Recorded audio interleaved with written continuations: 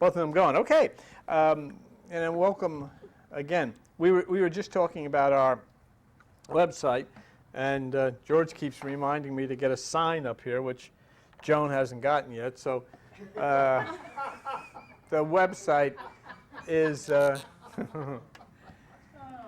anyhow hiddenmeanings.com, and you know, it's pretty exciting because I was just sharing with the folks here that we now have over 300,000 people, visitors.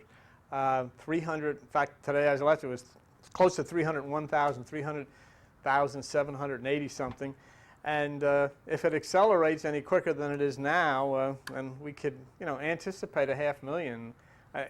You know, remember that day we said, well, if we can only reach 10,000, wow, that would really be something. Well, you know, so it's hiddenmeanings.com. And if you're in Ocean County, we're on Route 9 in Forked River, New Jersey, at the Village Green Shopping Center, and we start Sunday at 7 p.m. Well, you know, for years that we've been together, and some folks have hung in, you know, I mean, many have flowed off into that abyss somewhere, wherever they are, good luck. But, you know, a few have managed to hang in there. But we've been talking about a lot of strange things over these many years. Cosmic discoveries, biblical predictions, Buddha, the Bhagavad Gita, Muhammad, all of this stuff. And, you know, all of these books and writings that come from ancient times spoke of a great change, a time of shaking that would act really as a kind of a course correction. You know, remember when we watched the NASA liftoffs from Florida, and if the rocket is maybe a little off course, they'll fire a retro or something and change its course just a little bit because it's going in the wrong direction. And basically, the Bible and some of these ancient documents talked, maybe not literally, but symbolically about the same thing. And then, of course, as we talked here, people would more or less stare in utter disbelief, or just leave, you know, and tell me how wonderful it was. Of course, you'd never see them again. And but others would come forward and ask, and they'd say, when do you think this change will come? When do you think these things will happen? We talk about light beings. When do you think light beings will arrive on the earth? And I can say, really without any fear of error, and I feel so confident, that the light beings have touched down on planet Earth, as well as other dwelling places throughout the universe. And the great change is underway. Now, we've been discussing over the last few weeks the impact on life and the impact on nature, and especially cosmic nature, of Uranus. And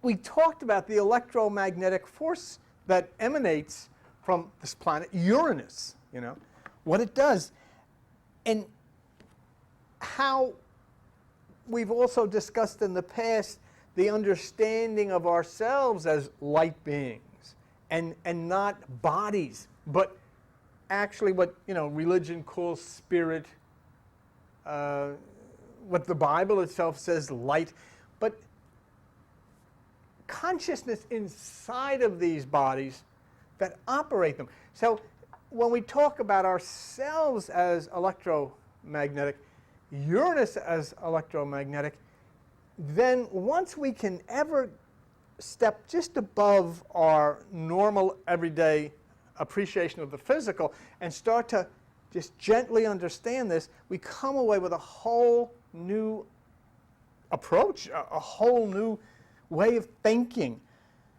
Now, many people, if we talk about Uranus and its effect on the Earth, many people will turn away from that And they'll say, well, that's astrology, and we're not allowed to talk about astrology.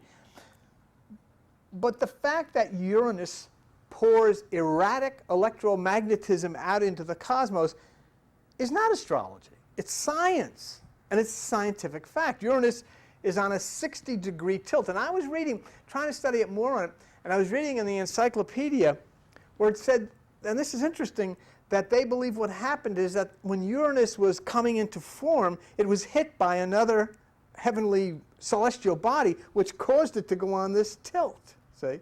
Now, of course, the Bible, not the Bible, but mythology would attribute it to Chronos and his sickle, but it's another story. But anyhow, Uranus is tilted, and so then the electromagnetic field that it produces is how can we, maybe like a thrashing tail of a crocodile, if you've ever seen that.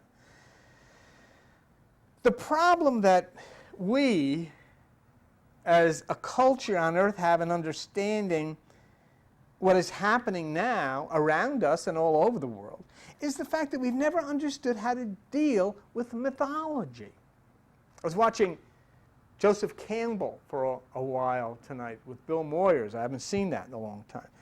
Well, if we could ever get to realize that mythology is a coded scientific message written in adventure form and allowed to sit until civilization evolved to a point of understanding, then we could open these books now and reveal tremendous things that would be applicable to our lives now. But we've never, the overwhelming majority of people would look and they'll say, oh, that's a myth, meaning it didn't happen, not knowing that a myth is something that does happen. Not something that did or did not, but something that does happen. Because it's talking about the body, the mind, and nature, the universe, and how the two interact. See, that's what mythology is. The stories, here we get to the point where, okay, I can't prove this, but the stories are not written by Earth people. I know it's called Greek mythology, but in reality, the origins of these stories are from an elevated and invisible intelligence. An intelligence far beyond where intellectualism was at the time these stories were revealed. So the purpose of the stories, and this goes to the Bible, it goes to the Bhagavad Gita, it goes to the Sutras and the Vedas, all of these different stories, and it goes to the Quran. And ask a Sufi Muslim about that. But the purpose of these stories is to reveal to you the workings of the universe and the workings of the mind. But they can only be understood as civilization evolves. Because if the stories are talking in a coded language about atoms and electrons, the civilization has to evolve to the point where they can grasp and understand things like that. So as we mature as a civilization, we come to the point where you can actually, and very simply, you don't have to be a genius to do this, you can break the code of the story. And then at the same time, you come away with the knowledge that, hey, what I just read was written by someone other than a resident of the earth, someone who had to come from someplace else, because what is revealed in the story is of an advanced scientific nature, something far, far beyond what could have been known at that time. So the Bible that we read, the Holy Bible, and the Bible studies and so forth, and if you get to the point of how many people have actually studied the Bible, it's very, very few. I know they have Bible studies every night or every Wednesday, whatever. Very, very, very few, because very few people have reached the point of understanding the Bible as Greek mythology. The Bible is Greek mythology from cover to cover, coming through the Hellenistic Greeks, so, Jewish culture in Greece and so forth and so on. The stories in the Bible never happened. But if we come to a point of accepting that, and that's hard, because most people in religion and in church groups today are really not as concerned about what the stories mean as proving that they happened, something that you can't do.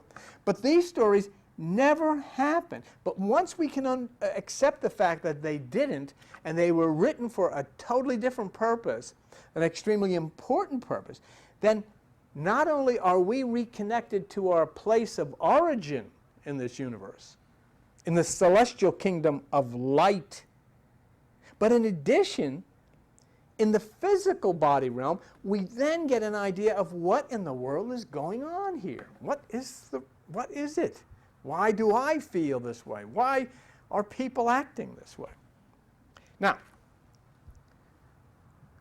we have on the planet Earth 12 months, January, February, so forth. But there are also 12 months in the cosmos. Now, nobody in religion has any problem with January, February, March. But they have a tremendous problem with Gemini and Aquarius and Pisces. Oh, you can't do, oh my God. But those are the 12 months up there, which then, it's like a macrocosm. You go out from the 12 months here, which only involve the Earth, then you go for the 12 months up there, and it's a big, big thing. Each month is not 30 days. Each month is 2,600 years, say. On the Earth, January and February are accompanied by cold and snow and ice. In the cosmos, Aquarius, a month, is accompanied by Uranus. The seasons change on the Earth. We know that. The seasons change in the cosmos. And we've got to reach a point of not being afraid of that.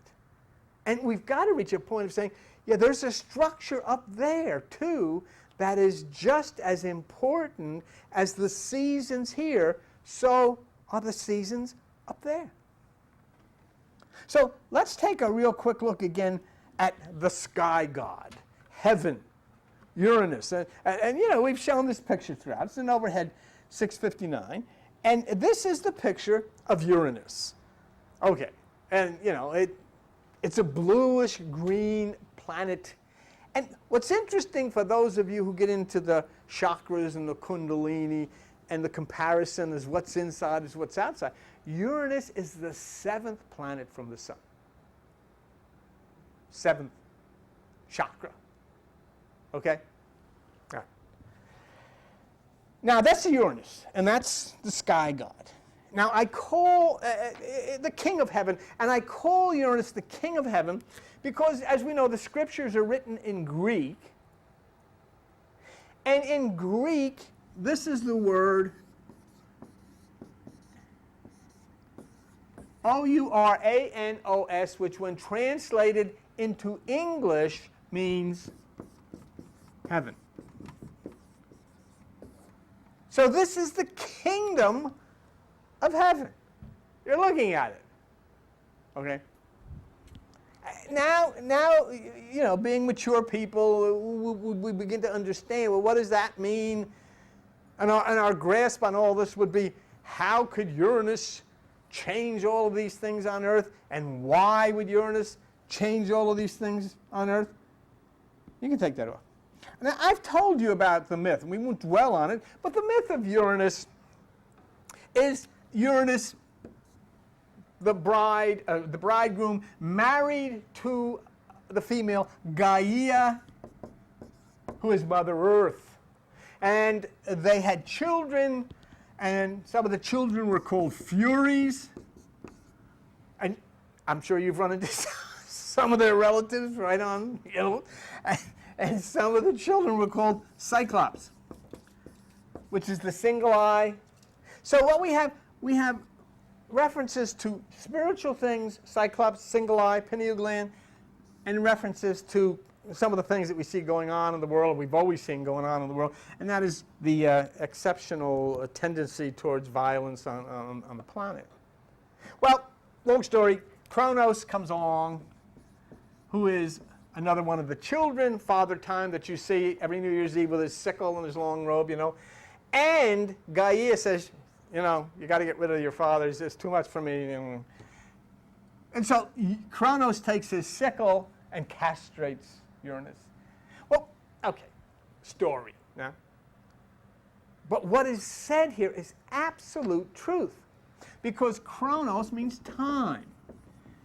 And what the point is that the only thing that can cause Uranus to separate from Gaia and causing all of these changes, the chaos and the spirituality at the same time, is time.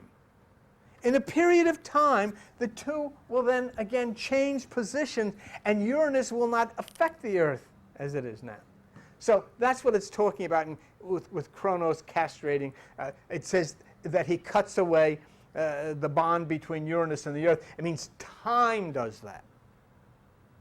And it's absolutely true. So you see how the story, once you understand it, is absolutely true.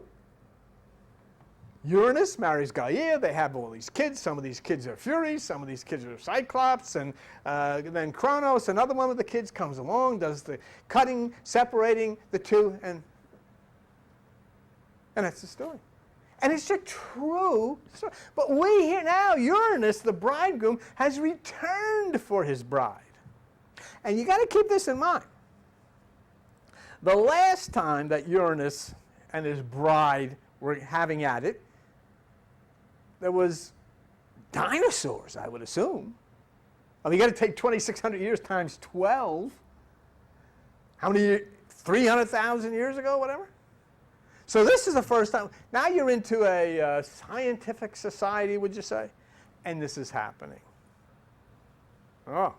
And so you see here how the myth is a scientific principle, a scientific story. It's absolutely true.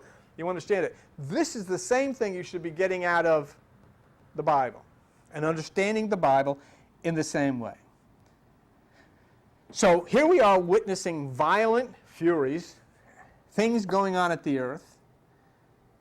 I mean, we witnessed in front of our own eyes on television the great symbol of wealth and power, the World Trade Center, come down right in front of our eyes in the space of an hour.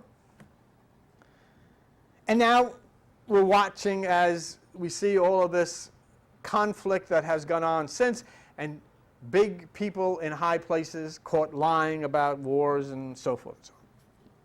Now, let me just show you something here, and try with me to elevate your looking at this, not at the literal point, but try to understand this in the context of the symbolisms that is written here. Okay, this is again mythology. Matthew 4:17. Jesus says, repent. That means change the way you're thinking because the kingdom of heaven is at hand. Let's change it. Look, you better start thinking in a different direction because the kingdom of Uranus is at hand. In other words, a whole lot of shaking going on, as Jerry Lee Lewis would say. So you better approach this from a different way because things are going to change. And here it says, swear not at all, neither by Uranus, for it is God's throne. This doesn't mean that there's the man with, that we all go to church about is sitting up on this planet. There's nothing sitting up on that planet. But what it means, it's God's throne, is that it is a power and energy of nature that affects all of us, all living things. It is the highest point that actually has an impact, a tremendous impact on the way we live and the way we are.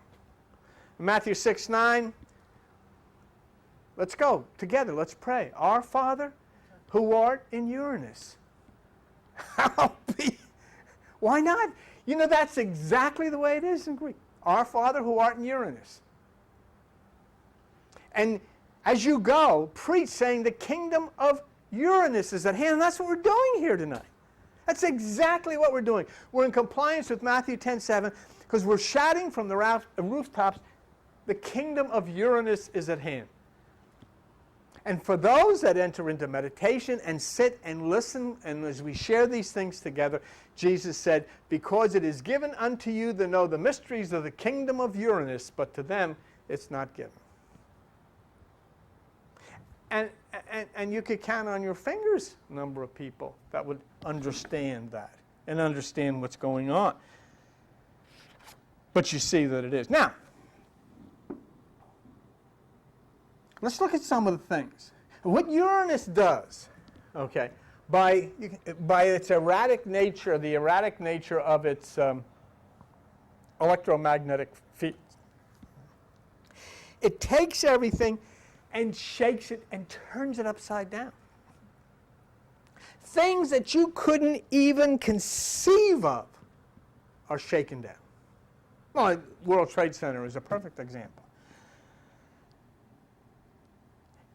Just as presidents and kings and all of these warriors are going through the same shaking in the matters of wars and lies and cover-ups, the bridegroom has grabbed the highest places in religion by the neck and is shaking them.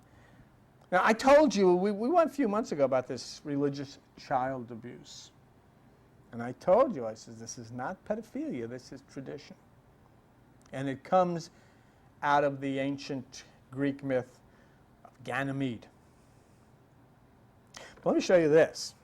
This is from CBS, Columbia Broadcasting System. Sex crimes cover up by the Vatican. I mean, now,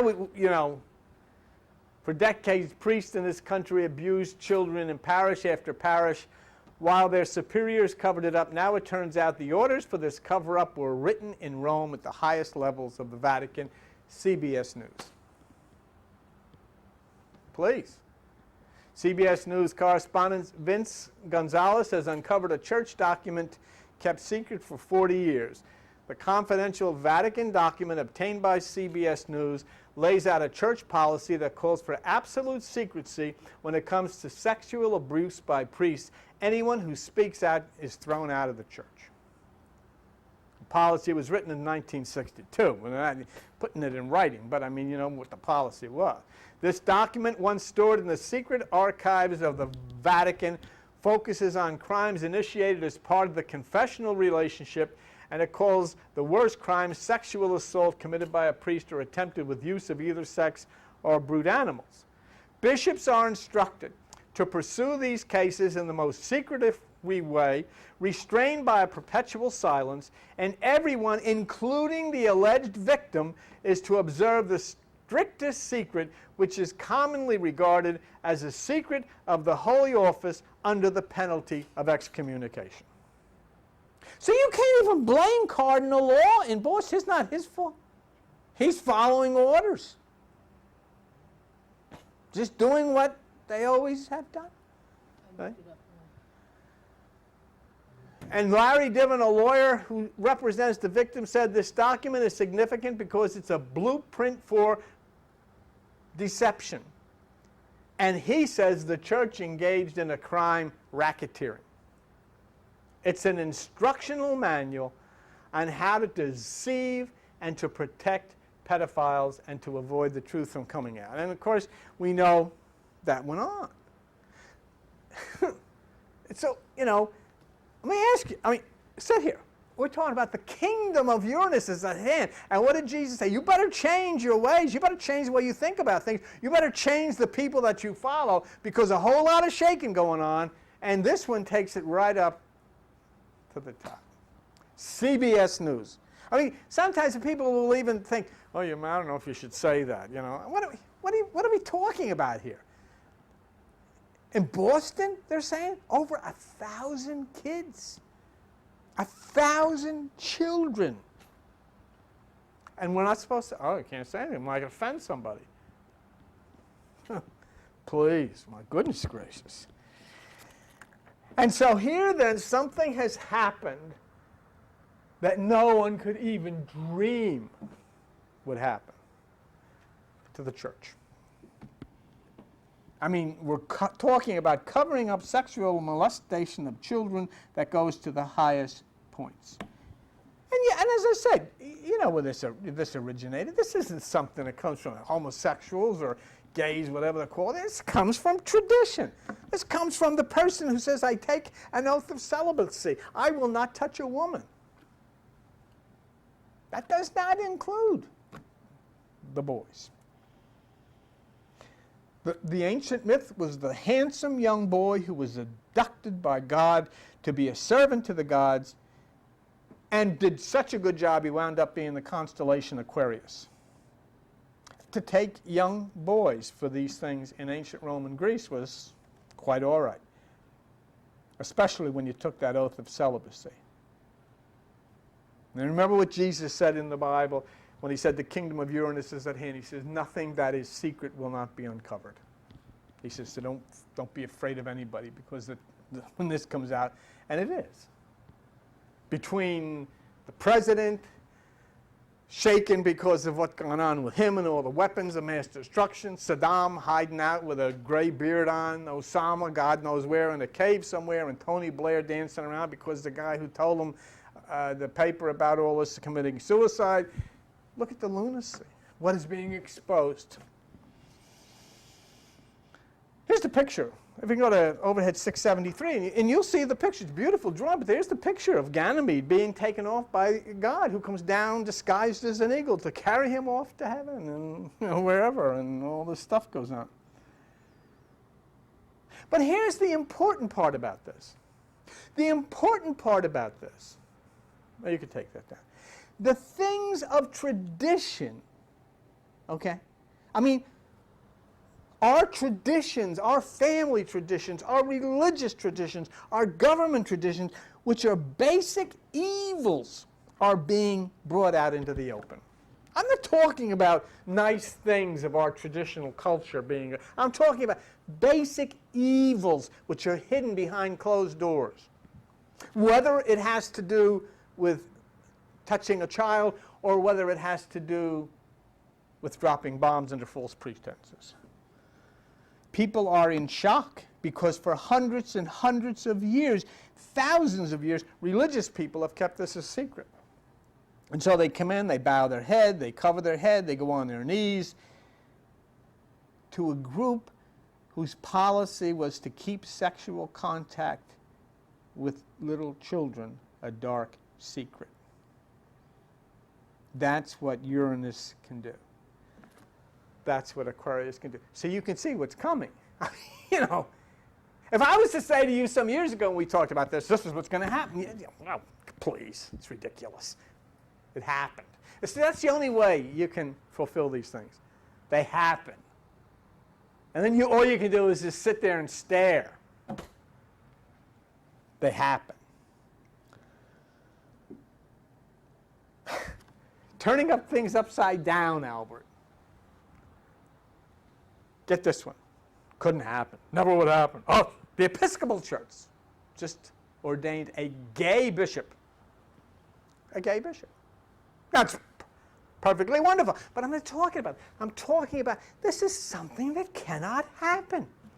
And the very next day, the same church agreed that they would start blessing unions between gays.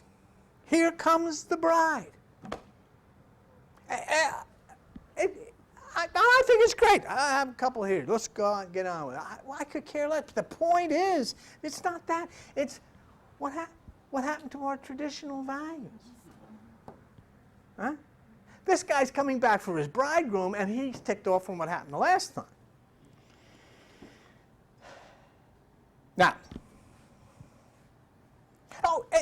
in addition to this about the Episcopal Church, what's going on in Canada? Oh, Canada, my Canada, la da da. You know what Canada's doing? Canada is about to pass a law legalizing gay marriages all over the country, which is upsetting George and the religious right. They're going crazy. People used to go to Canada to get away from the war. Now they're going to go up to Canada. Hey, come on, Rod. Come on, Bruce. Let's go get married. That's what's going to happen. Now, this I thought is great. We went to war in Iraq because we said they had weapons of mass destruction. Well, they're going to find weapons of mass destruction because they're going to plant them. And they're over there. Anyhow, forget about that.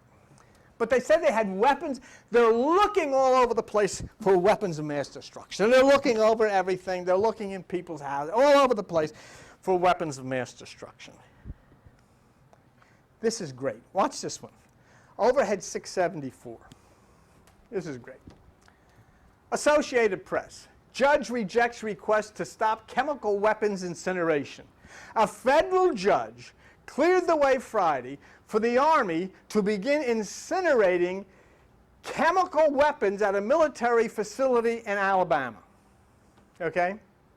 Rejecting claims that the process will endanger nearby residents. The judge said that it's just purely speculative that people are going to get sick from this. See? The incinerator, located 50 miles east of Birmingham, is the first in a populated area. 35,000 people live there, and the Army plans to destroy 2,252 tons of nerve and mustard gas. And they're looking for weapons of mass destruction over there. Please. Okay? Now, is this a little bit foggy or is that? Okay. They asked, the chemical weapons group asked, and blah, blah, blah. The burning was begin Wednesday, all right? 19,000 people who live near the depot have yet to pick up their protective hoods, their air filters, and other gear. Or something that isn't going to hurt them. Right, okay? In case of an accidental release of nerve agents. And officials are installing safety equipment at some schools. And the Army plans to evacuate 3,000 people who work at the depot during the chemical release rather than issuing them safety equipment. You know?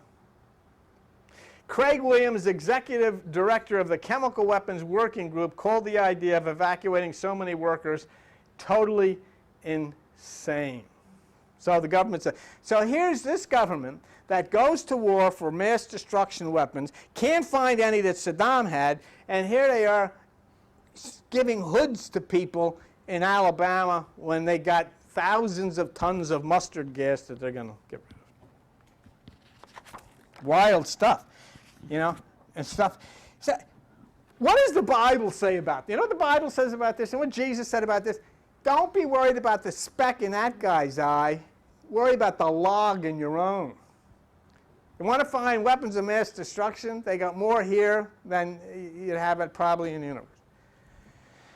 And so looking, you can take it down, from a physical reality standpoint, the world appears to be in a mess. But in actuality, everything you've ever hoped for has started to happen.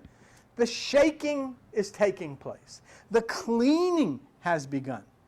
You know, remember what we said some time ago? We talked about this. The room looks a lot nicer when the dirt is swept out. But it's not nice for the dirt. The dirt gets ticked off. See? That's the job of Uranus and Aquarius. So you have to put this into perspective how nature works. Not in belief, not in faith, but in what you experience and what you see and what you feel. And this is not God saying, you know, they got chemical weapons, we got to do something, or, you know, they're all fighting with each other, they're that's nothing. This is simply a cyclical thing that happens normally, just like snow comes in February. Uranus comes in Aquarius. Same thing. But it has a job to do. Look, and I told Al and Ethel, they have my greenhouse in Barnegat. They would probably know, but I mean, I believe that if you have like trees or bushes, you prune them to get them to grow better. You have to take away from them some things that might inhibit their growth, and so they can grow. In other words, you have to, you know, pull some things off. That's exactly what this is about. It's exactly the way nature works with everything. I mean, fires start in forests to thin out the forest. It's a natural thing. See? Well, you know, we're just bodies. The only difference between our body and, a kangaroo or a dog is the consciousness inside of it. The body's just the same thing. It just does stuff. But it's the consciousness inside of it. So there are many things that nature does to correct the course of creation, and it goes on periodically. And the things that are impeding the course of nature are shaken and removed. So this shaking happens to everybody. It happens to good, happens to bad, happens to dogs and cats, happens to us, happens to trees. But when it happens to people that are doing things behind the scenes, then it really, like the church and the governments, it really just it shakes everything down, because people, the way they think and the way they react to all of these things is totally different during this Uranus time. So let's consider 2 points about this. Why we personally feel the way we do. Why do you feel the way you do? Well, when you look around and you see the confusion, and you see the chaos, and you think of the Cyclops, you think of the Furies, and all of this stuff going on, remember, the world condition is a mirror of your head. Inside of here is your own world. Inside of here, your own chaos. Inside of here, your own fury. Inside of here, your own confusion and your single eye. It's all packed inside of you. And so what's going on and shaking everything outside is in the same way shaking you inside. But let's see how it happens and why it happens. How does Uranus and do the course correction? How does nature change things with the way we think and the way we act? It's done through electromagnetism. The Bible calls it light, and it is, but it's invisible light. It affects every living thing. And angles with which that light touches us results in changes. But how? How does this happen? Here's something that should help. And this was really a good discovery. In fact, this came to me from somebody in California. And it's so good because people spot stuff. This comes from Dr. Susan Pocket of the University Science News. And I was particularly happy to find this article because it backs up what we've been saying here for a long, long time. Overhead 675, if you look at this. And look what the headline is. Our conscious mind could be an electromagnetic field. All right? Is that interesting? Are our thoughts made of the distributed kind of electromagnetic field that permeates space and carries the broadcast signals to TV or radio? Professor John Joe McFadden, School of Biomedical and Life Sciences at the University of Surrey in the United Kingdom, believes our conscious mind could be an electromagnetic field. Now this puts the whole concept of astrology in a totally different way, doesn't it? Because if we are an electromagnetic field and the influences from space are electromagnetic fields, then the two would certainly complement one another. There would certainly, how can you not say then that astrologically, from a scientific standpoint, there's an effect if we are the same in our consciousness as the consciousness up there? It's all electromagnetism. So, how the various positions of celestial bodies in the universe affect the electromagnetic field throughout the universe. The theory solves many previously intractable problems of consciousness and could have profound implications on the concepts of mind, free will, spirituality, artificial intelligence, and life and death. And you know the profound significance it would have on death? It can't be. It can't happen. If we're an electromagnetic field, which we are, electromagnetic field can't die. It goes on. And the consciousness that we are in the electromagnetic field seeks into the body. Most people consider mind to be all the conscious things we're aware of, but actions such as walking, changing, and so forth can become as automatic as breathing. The biggest puzzle in neuroscience is how the brain activity that we're aware of, consciousness, differs from the brain activity driving all those unconscious things. When we see an object, now let's just say what we're talking about here. You know, I see something, oh, you know, I see it. No, you don't. Look, when we see an object, signals from our retina, the eye, travel along nerves as waves of electrically charged ions. They reach the nerve terminus, the signal jumps to the next nerve, and the receiving nerve decides whether or not it will fire, based on the number of firing votes it receives from its upstream nerves. In this way, electrical signals are processed in our brain before transmitted to the body. But where in all this is consciousness? Science can find no religion or structure in the brain that specializes in conscious thinking. Consciousness remains a mystery. Huh? Consciousness is what makes us human, see? How often have we said that? Remember we said, what? Light plus body equals human being. Light plus body equals dog. Light plus body equals cat. I mean, consciousness has to go into the body. Language, creativity, and go on to the next one, spirituality and all those things, see? Keep in mind that this goes right to the heart of what people refer to as spirit or spirituality, right to the heart of it. It's an invisible something that directly works in the mind-brain of living things. One of the fundamental questions of consciousness can be explained by looking at a tree. Most people will ask how many leaves they see, and it's thousands of leaves.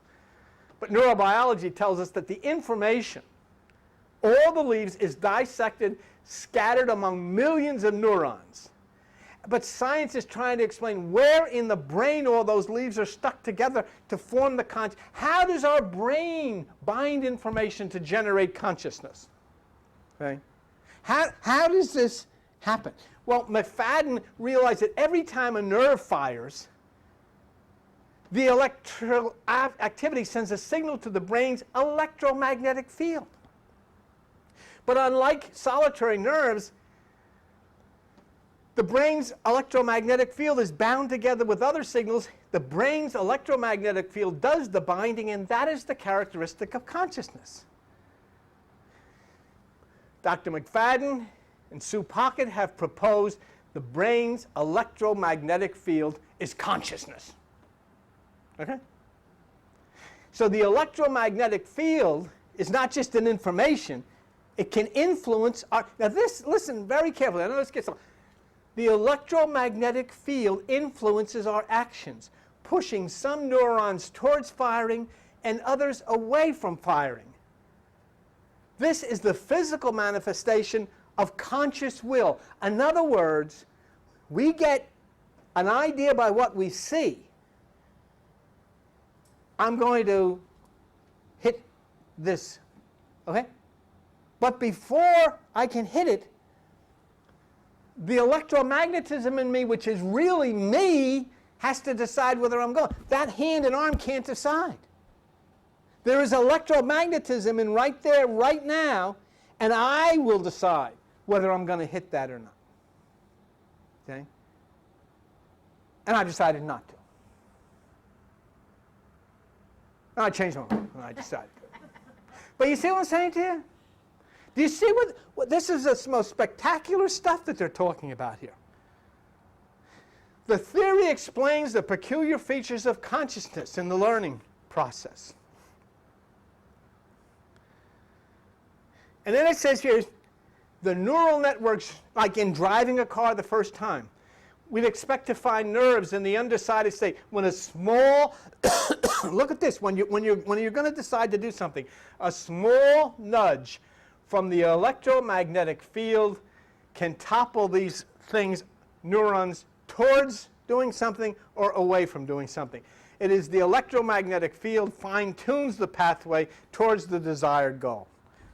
See, so the intelligence and the consciousness is in the electromagnetic field. This is the most sensational thing. Okay? This, you know, don't even bother anymore questioning this stuff. Because what these people have found is just spectacular. What does it say in the Bible? God is light. That means God is electromagnetism. What does it say in the Bible? You are the light of the world. You are electromagnetism. And what does it say in the Bible about this electromagnetism? And I just forgot what I was going to say. It said, but it says something good. You can take my word for it. But I'm just so excited about this. Because, I was really on a roll here, too. And the bottom of it, my electromagnetic field just got unmagneted. That's all right. That's all right. You know where I'm coming from. You know where I'm coming. This is simply saying that it is the electromagnetic field inside of us that makes the decisions. Let's go on to 677 real quick. Okay? Now, one of the objections to an electromagnetic field theory of consciousness is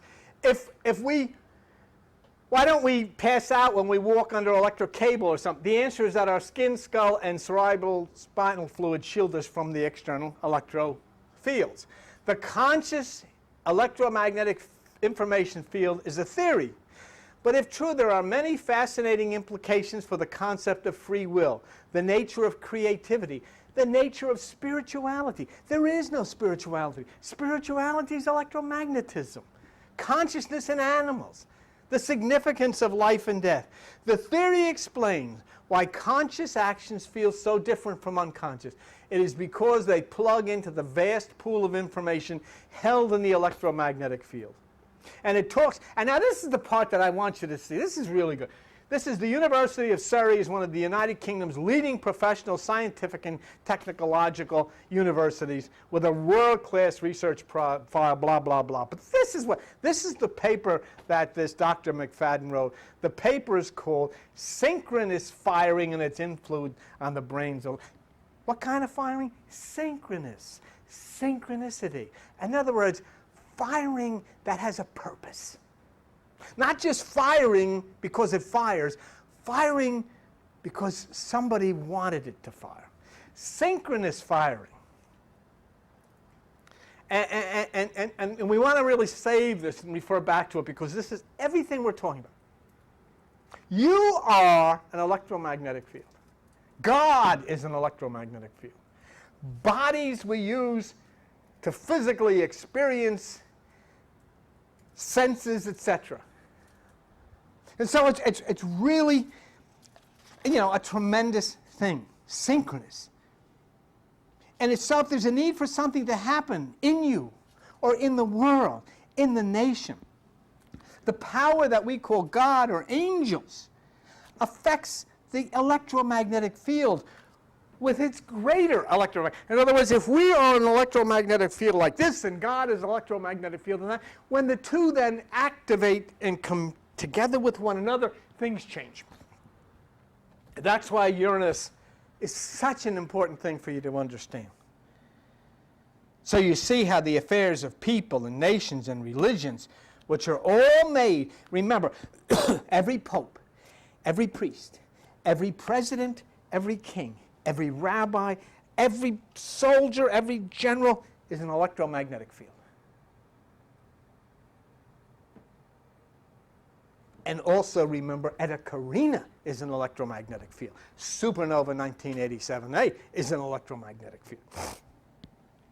And you know how, you can tell how this is felt by the physical brain. So we see all these strange happenings in governments, in religions, and in living things, and in ourselves, and we know basically how it happened. Because we are electromagnetism, Uranus is electromagnetism, and then when Uranus starts wagging his tail like a wild crocodile, things are going to happen. And as we saw in the church, in the Vatican, and in the White House, and in Saddam, and all of these things, things are happening, and it's just beginning. But why? We know how now, don't you? I think you know how. But why? There's a book I'm going to recommend to you. I'm not an astrologer. I can't vouch for what the author says. But on the other hand, what we are seeing gives credibility to this book, and it's one of the most intelligent ones I've ever seen written on the subject. When I read something, I try to determine what's being said. I digest what's being said. Then I consider, how do I feel about it? How I know you feel? What I see around me. Now we're trying to determine why a higher form of electromagnetism, a higher form of light, will change things from Uranus. So I'm going to recommend a book to you, and it's called Uranus, Freedom from the Known, and it's written by Jeff Green. Well, you know, you can say that. I don't really have time now because we're running out of time. Oh, you do? Write it down. Write it down. For 45 years I've been writing it down. Woman says write it down, you write it down. Uranus, freedom from the known, Jeff Green. Okay? It's a small book. But you know what it'll do? It'll tell you why you feel the way you do. You, specifically, it'll tell you. How does this interact with you? And then you decide. Is he right? Is that me?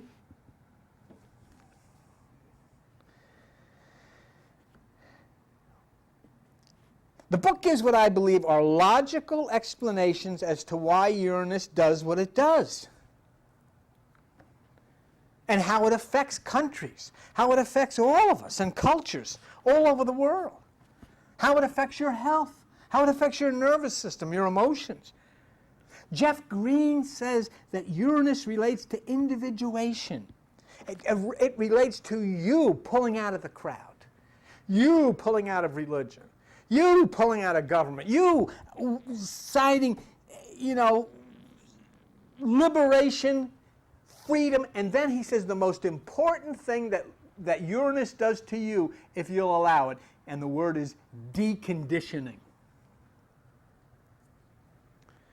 It takes all of that brainwashing, which we've all undergone all of our lives, and deconditions us from it. Now he says deconditioning. From what? Remember we talked earlier, you have to periodically prune the tree branches so the parts that hinder life, that hinder its health, that hinder its growth are gone. So what has to be pruned from us? Our conditioning. We're not violent people. We're not molesters. We're not people that like to shoot people or bomb people. We don't hate people that live in Iraq or people that live in Afghanistan or God knows. But somehow or other we are conditioned to follow the mob, follow the guy with the gun, follow the ones with the flag, regardless of whether they're right or wrong, wherever they are. Follow the one who is the religious leader. We got to follow him. We can't ask any questions. Just follow him. And here Jeff Green is saying, which is true, Uranus, the bridegroom, comes back and provides deconditioning. And it throws everything in chaos. Because a guy who has followed the Queen and the Prime Minister of England for all these years is a nuclear scientist, suddenly in his head comes, I can't deal with this. He runs to the BBC and he says, this thing with the weapons, it's a lot of crap. And then he is put in to the camera and the guy has to go out and kill himself. They say he killed himself, but now did you hear the latest about this guy? He's supposed to have slit his wrist. They found him, and he's got all these electrodes attached to his chest from a cardiogram. Who knows? But that's what we have been taught and had drummed into our heads as our tradition. We've been taught by fallen angels, angles of light, mothers and fathers, other electromagnetic fields who occupied bodies and were conditioned themselves. And these are conditioning patterns of religion, of government, your family, your friends. It gets to the point where your sense of identity is totally lost. You don't even know. You never knew that you were electromagnetic. You never knew that God was electromagnetic. You want to be a body. Huh? You want to be a Christian. You want to be an American. And you're none of that. You're electromagnetism. That means you're everything. You're eternal. And so what Uranus says is stop following these crazy people and start turning yourself back to the true origin of your life, to the true family.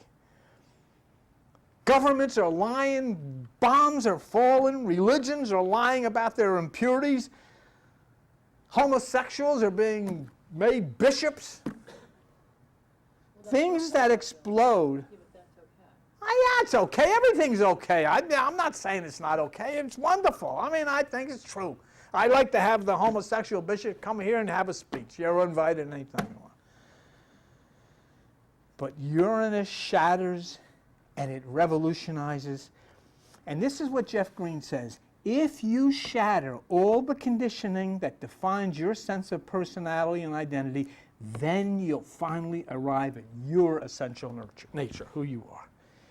In other words, you return to your identity as a creation of God in light, in the image and likeness of the supreme light, and not in the image and likeness of those who do such violence to the earth. It's exactly what we've been talking about. And so this tremendous wave of electromagnetism coming from Uranus, coming from Aquarius, coming from Eta Carina and supernova, coming from the hourglass, comes rushing to the shore of what is planet Earth. And so you can take your meditative surfboard and leap upon the crest of this wave and have a wonderful ride through all of this, or you can turn your back on it. But just like in the ocean, when the big wave comes and you turn your back on it, it can smash you and put your face in the sand. And you know what Jeff Green says about why so many people turn their back? Jeff Green says the impulse is resisted by many because to respond to it would simultaneously create individual and social insecurity. I don't have the mob anymore. But you know what do we always say? What is my favorite commercial? 20,000 penguins jump off of a cliff. One little penguin says, no, I'm not think so, and aha, he's my hero. So now the bridegroom has returned for the bride. Uranus is shaking the world. And all you have to do to prove that I'm right is turn on the news. The question is no longer how or why. We've gone through that. The question is you. Will you come to the force? And will you allow the deconditioning process? Will you turn your back on them, or will you turn your back on the sky god, the kingdom of heaven, the kingdom of Uranus? And if you do, if you turn your back, then you'll go down fighting with your flag and your earthly ruler. But it's not necessary. For the sake of you, your family, and for the sake of the entire planet Earth. I hope you choose otherwise. And that's my story. I'm sticking to it. Bye-bye. I think that'll connect with some more people out there. I really do. I hope so. Well, I want to put this new page up pretty soon. I'm very excited about the internet. Okay, it's Sunday night, and here at the old church camp. Go back and look a couple 10 minutes. You said something about spirit and this. How did you connect it together? I forget. Okay. Here's what we learn, okay? We'll call electromagnetism EM. Okay. Electromagnetism is consciousness. So it is us. Don't try to picture it. I mean, think of it in the same way as when you go to bed and when you think you're dreaming. All of that adventure you have is done in the realm of electromagnetism. You feel, you experience, you're with people, you have all of these adventures, and yet there's nothing physical there at all. Doesn't have to be, okay? Consciousness. Spirit is an invisible force inside of us. That's as we've been always raised to understand. Spirit is an invisible force inside of us. In other words, he has a great spirit. I mean, I'm given to be, I'm wired. I have a tremendous spirit. or I can feel the spirit in here. Something inside of me is propelling me. And so we have this invisible thing inside of us called spirit, which can't be measured, can't be felt, can't be seen. It doesn't exist. But if we take that same premise and come over here and say, what this spirit thing really is electromagnetism, then we can measure it. We can feel it. You know, it becomes real. It's a reality. This you have to have faith for.